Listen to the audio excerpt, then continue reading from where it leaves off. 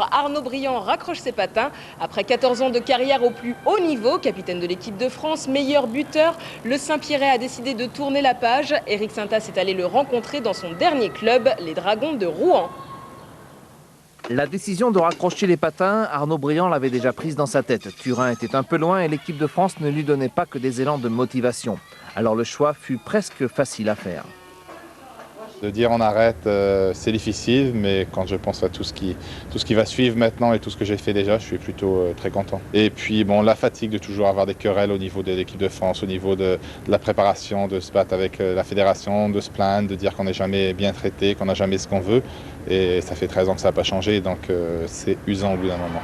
4 Jeux Olympiques, 10 championnats du monde et 98 sélections plus tard, le numéro 8 incontournable ne sera donc plus sur la ligne d'attaque. Arnaud a marqué de son empreinte le hockey français depuis son entrée dans le groupe en 1990. Et puis, bien sûr, il reste un grand souvenir. Albertville en 1992, ses premiers Jeux Olympiques. J'étais un petit jeune à ce moment-là, mais ça a été tiré de la cérémonie d'ouverture au quart de finale, ça a été absolument génial.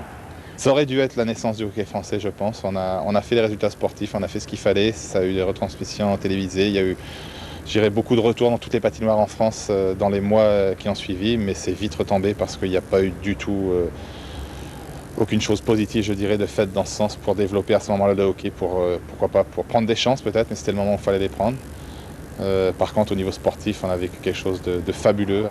Et puis Arnaud a pris du galon, il est devenu capitaine de l'équipe de France, il continue à être un leader, il part à l'étranger avec un parcours de club, mais c'est la période où il se sent le mieux en équipe de France. Il porte très haut les couleurs du Caillou, sans aucune pression, même s'il est le seul Saint-Pierrais à ce niveau.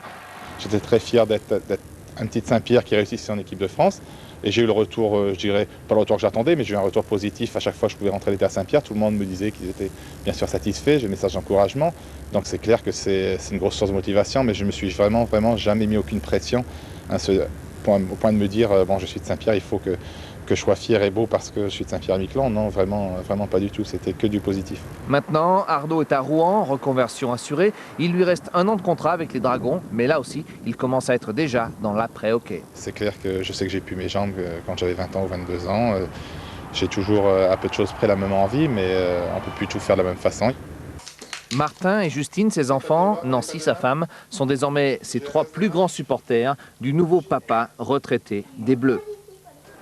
Le mal-aimé, souvenez-vous, Thierry Zig.